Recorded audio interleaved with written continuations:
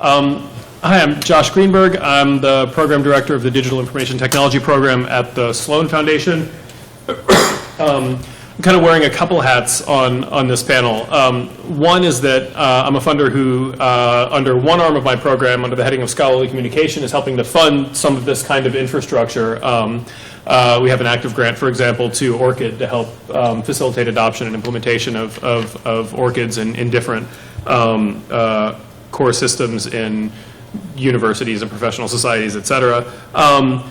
Wearing another hat at Sloan, I run a program called Digital Information Technology. I run a program called Data and Computational Research, which is really focused on helping to facilitate, particularly the sort of computation-driven analysis of data at ever-growing scale, really across the fields of the natural and social sciences that the Sloan Foundation supports. I guess the third hat is as a sort of generic funder to speak to some of the ways that people coming from that perspective could see particular value in increased clarity around contribution and roles. So I want to start just to give you a sense of what the day-to-day work is at a place like Sloan. So really, you know, I and my colleagues, I'm one of 7 program directors. I have colleagues who focus distinctively on basic research in the natural sciences, basic research in the social sciences, public understanding of science, STEM education, and then I run the technology side of the house. We all get together every Wednesday morning and have essentially an editorial meeting about the grants that we each want to fund. We pre-circulate grants in advance, and then we sit down and we talk about them. And a lot of those conversations are about assessing the likelihood that the people proposing a project will be able to execute on it, and in particular, we wind up talking a lot about the quality of the team. Now, like most funders, ultimately, you know, in our information systems, funding is anchored to a PI, maybe a couple PIs, but really, in the end, even at the level of the actual data structures, there's a PI, which is like a corresponding author or whatever else.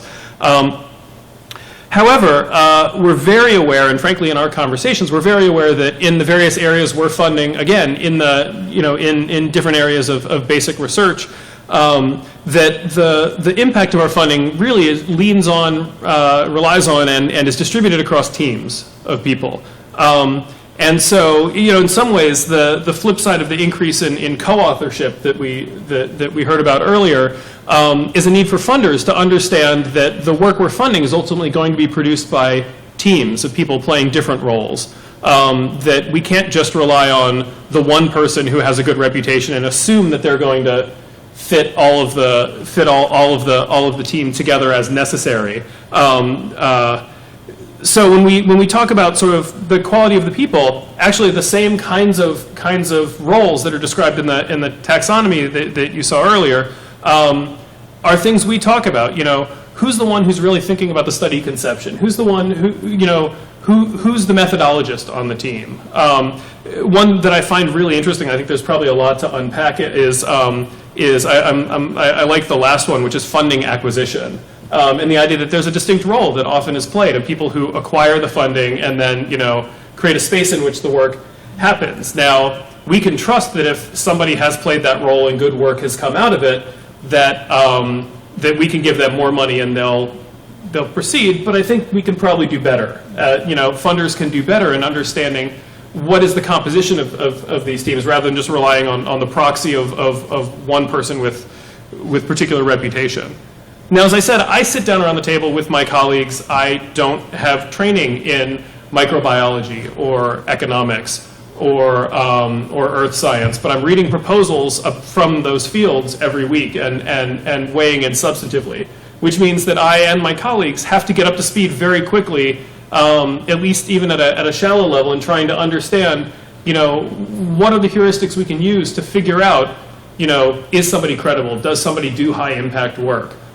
Because in the end, each of us program directors has to convince the others that this is a project that really merits support.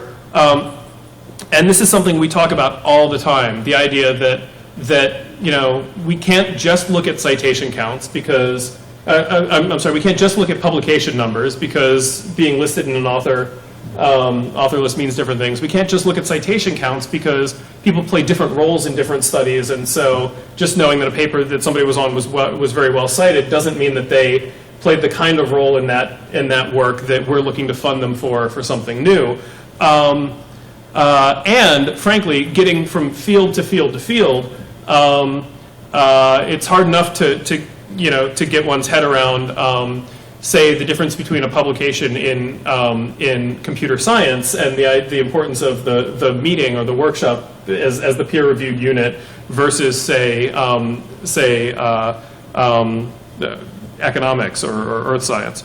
So anyhow, that need to get up to speed on the norms of other fields very quickly, I think actually shows up in a lot of different places, particularly in sort of the research management world. And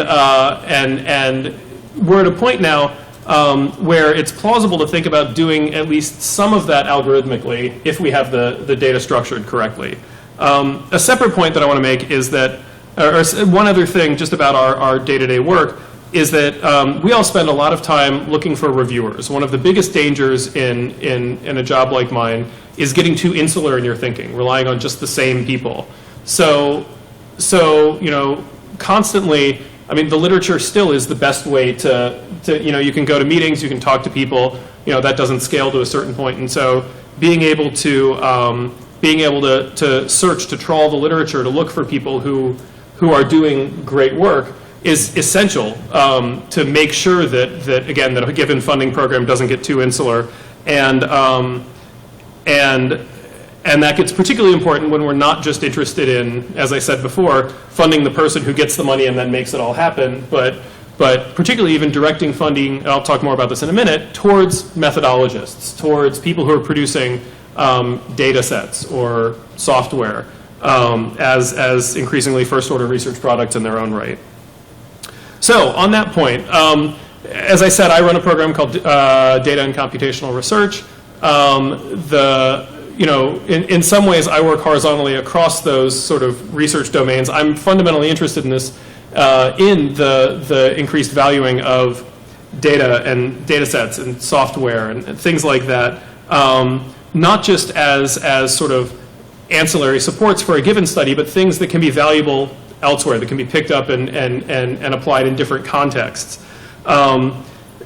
Data, I think, provides a particularly interesting, it's been increasingly in the air and a topic of discussion.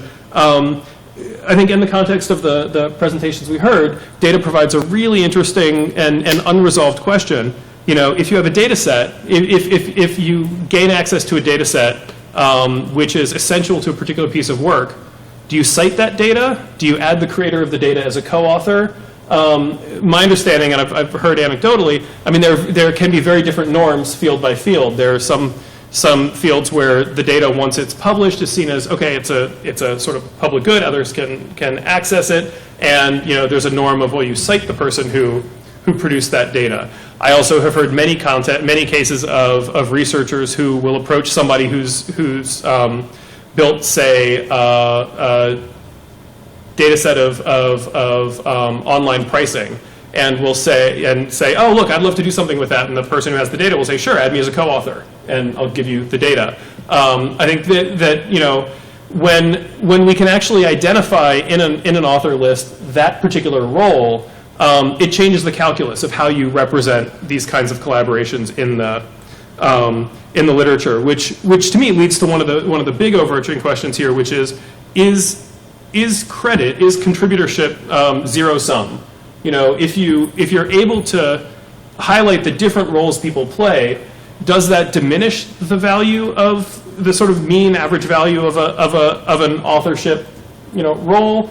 Does it actually add value? There's a sense in which it can almost serve as a nudge just to articulate the roles that certain people played who haven't necessarily been listed in author lists, but leaving that blank for a particular paper might not actually seem as accurate. And so it might elicit more data about who's contributing in which ways.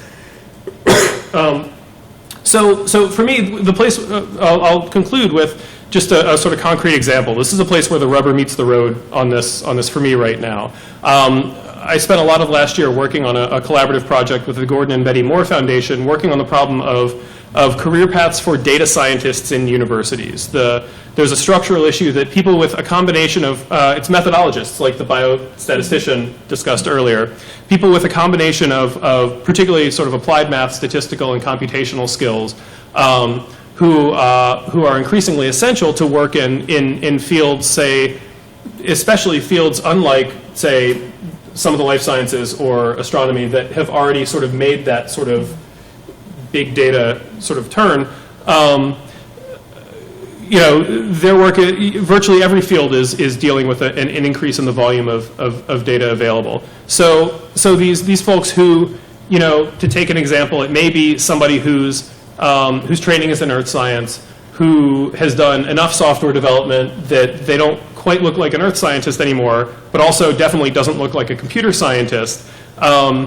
These folks increasingly don't find durable career paths within university structures and are incredibly sought after in industry right now.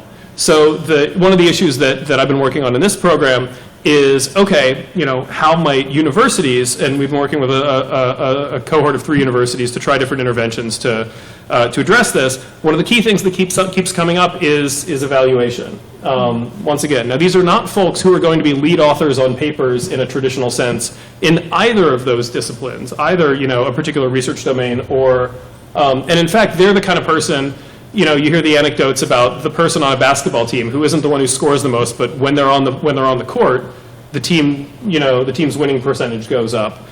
These are people who can be incredibly essential, and yet they're not. Their contributions are not fully drawn out or well articulated in either a mass in an undifferentiated list of names like we've had historically. So surfacing those roles, those distinct roles, is actually incredibly important for a funder like me, who is thinking very seriously not just about the traditional model of, you know, finding the PI and going, but opening up questions about how do you direct funding to those various roles as might, you know, best accelerate the advancement of science. So I'll leave it with that and turn it back over to Micah.